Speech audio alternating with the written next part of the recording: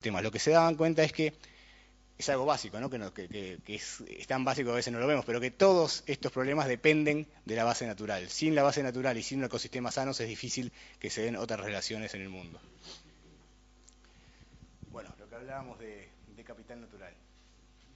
Si miramos la pérdida anual de capital natural situado en la Tierra, encontramos que ha alcanzado la pérdida anual entre 2 y 4,5 billones de dólares por año, es lo que se ha ido perdiendo de capital natural.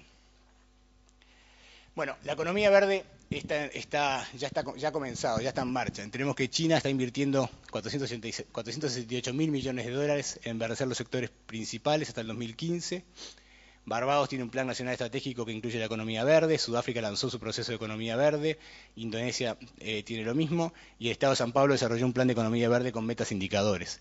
Si miramos los incentivos que se han dado en el contexto de crisis en el mundo, los incentivos para revitalizar el sistema económico, el 15% de los 3 billones de los fondos de incentivo, de los 3.000 millones, perdón, de los fondos de incentivos en el marco de la presente crisis van destinados a sectores verdes.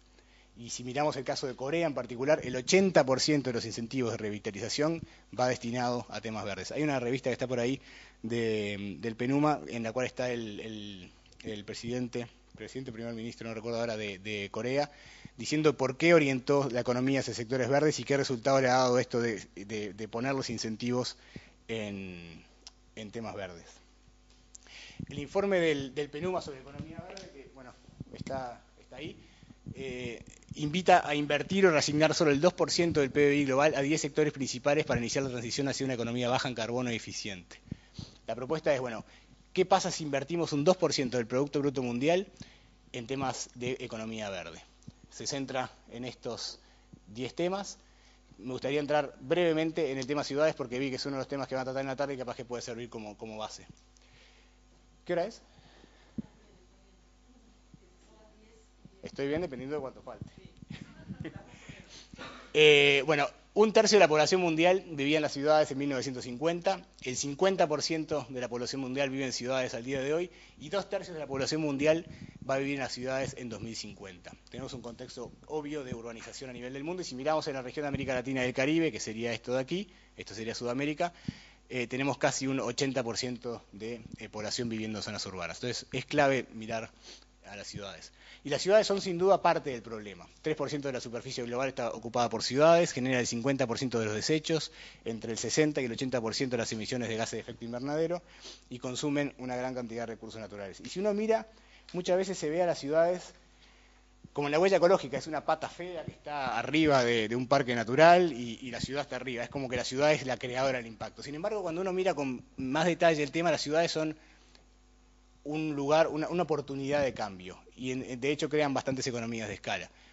Generan el 80% del Producto Bruto, tienen un menor consumo de agua que otros sectores, hay un ahorro energético de 30-50% con inversiones limitadas por el tema de las economías de escala, no es lo mismo vivir en un edificio que vivir en una casa en el medio del campo, y hay oportunidades en eficiencia energética, manejo de agua, transporte, compras públicas y estilo de vida. Me acuerdo cuando estábamos haciendo un estudio en Los Ángeles, y veíamos la diferencia, medimos cuántos autos había en una zona rural de Estados Unidos y cuántos autos había en distintas ciudades de Estados Unidos. Y el transporte en las zonas rurales era muchísimo más grande que el transporte en las zonas urbanas, y el transporte en las pequeñas ciudades era también mucho más intensivo que en las grandes ciudades. Entonces, nosotros podemos decir que si tenemos una ciudad de este tamaño, vamos a generar determinada cantidad de impactos. Si tenemos una ciudad del doble del tamaño, no vamos a generar el doble de los impactos, porque van a haber estas economías de escala. El tamaño ideal de la ciudad es algo que se discute hace mucho tiempo y no vamos a entrar ahora, pero lo importante es ver que se pueden generar economías de escala. Y si además empezamos a poner políticas de sustentabilidad en las ciudades, es probable que podamos reducir incluso este impacto. Entonces, las ciudades, si bien son parte del problema, también es importante verlas como una oportunidad, como seguramente vamos a ver en las charlas de la tarde. Bueno, esto es el foco en las ciudades, lo que se puede llegar a lograr poniendo el foco en las ciudades y en el tema de economía verde en las ciudades. Solamente para ver el tema de los empleos verdes. El mercado global de productos y servicios ambientales está proyectado a duplicarse para el 2020. Solamente la industria del reciclaje ha generado 12 millones de puestos de trabajo en áreas urbanas.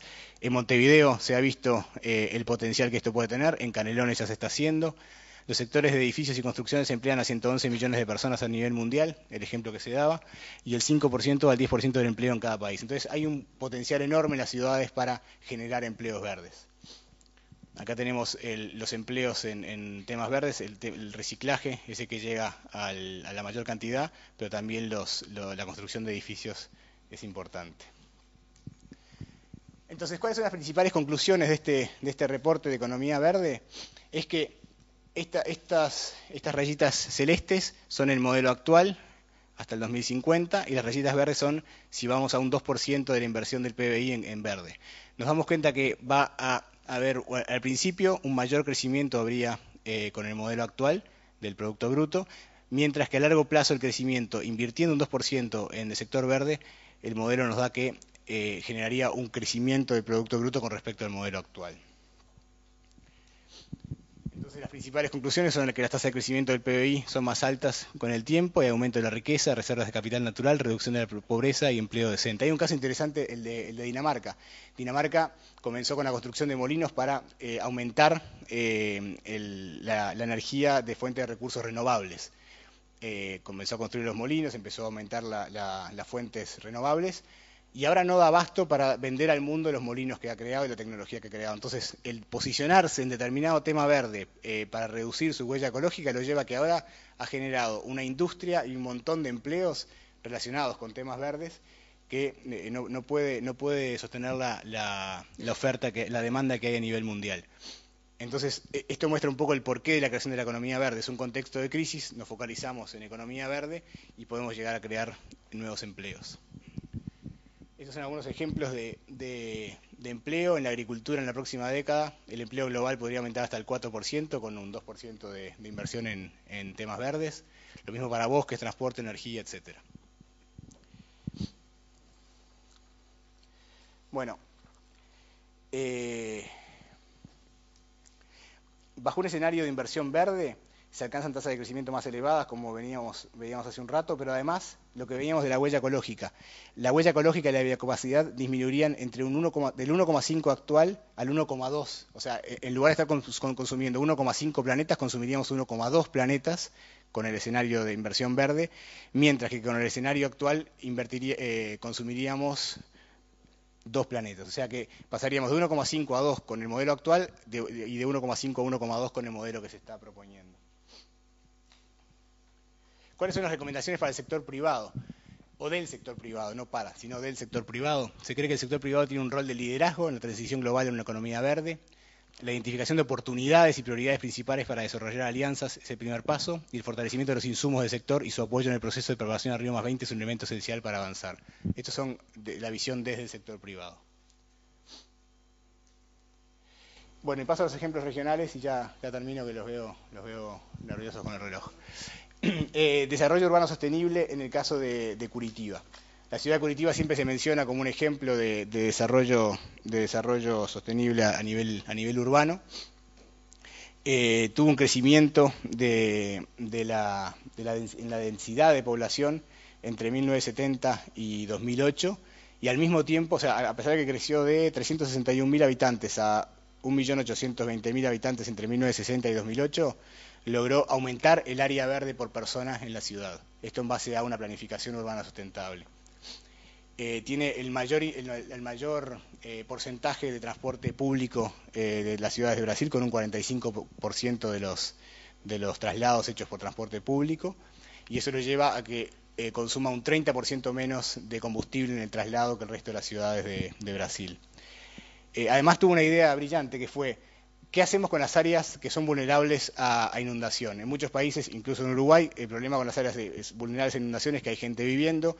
Eso genera muchos costos, costos sociales y costos económicos, cuando la gente es afectada por inundaciones.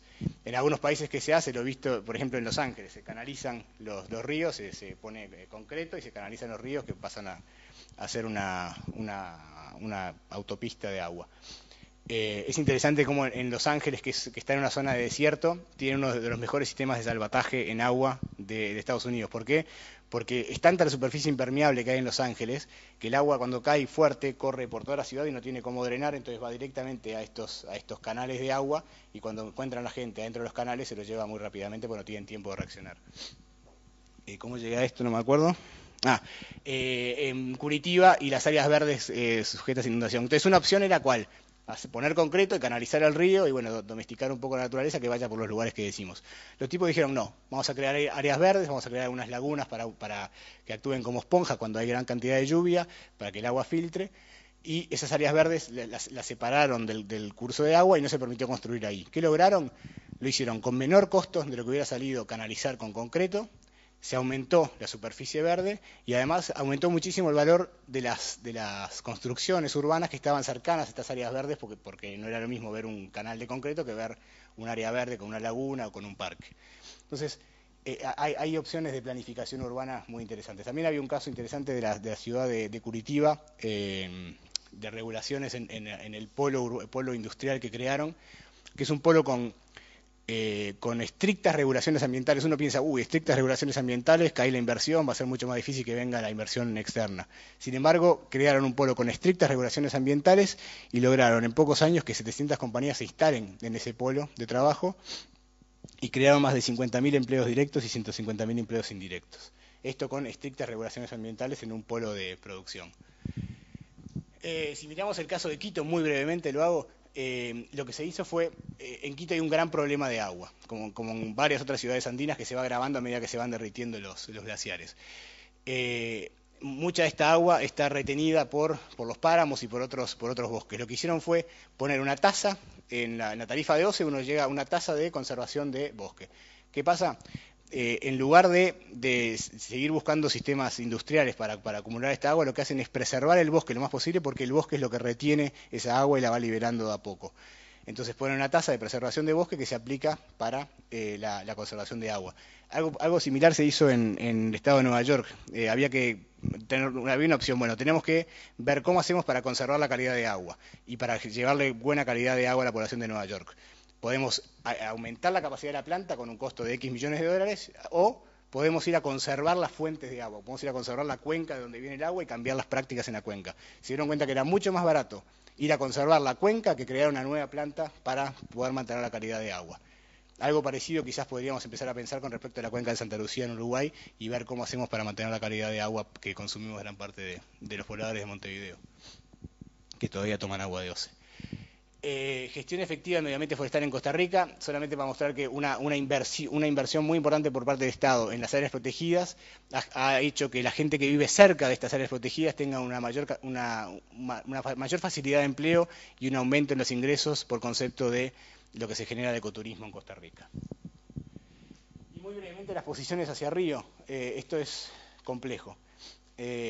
Todavía se están discutiendo las posiciones hacia Río. Desde la sociedad civil hubo una presentación hace poco en Nueva York de 3 sectores de sociedad civil y hay preocupaciones en cuanto a que esto se transforme en un modelo muy empresarial que no tome en cuenta, que sea muy basado en enfoque voluntario. Ese es uno de los temores que tiene la sociedad civil. El otro temor es que muchos de los conceptos de desarrollo sostenible se estén perdiendo por el tema de economía verde, que haya una aceptación sin criticar el modelo de economía verde. Temen lo que decía, ¿dónde está? Bueno, Deres, ya está. Lo que decía más temprano del greenwashing, de que las compañías estén utilizando esto como forma de una lavada de cara y una lavada de conciencia para continuar operando como hasta ahora, y que se pierdan, lo que se decía, que se pierdan los conceptos, los principios acordados en Río en el 92. Y por último también hay un temor extendido de parte de la sociedad civil de que esto lleve a una comodificación de la naturaleza.